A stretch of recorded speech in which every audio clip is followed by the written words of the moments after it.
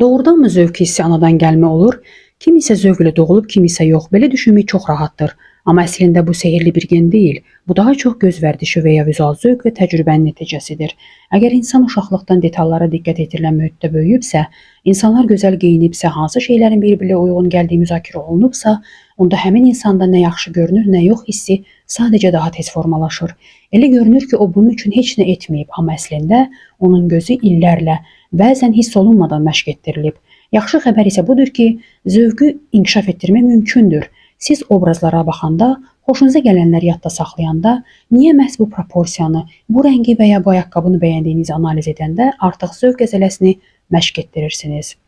Səhvlər, uğursuz alış-verişlər və ya adi görünən obrazlar da bu prosesin bir hissəsidir. Bu, zövqünüzün olmadığını göstərmir. Demək olar ki, burada anadan gəlmə ola biləcək yeganə şey vizuala maraqdır. Qalan hər şey isə təcrübə və məşqdir.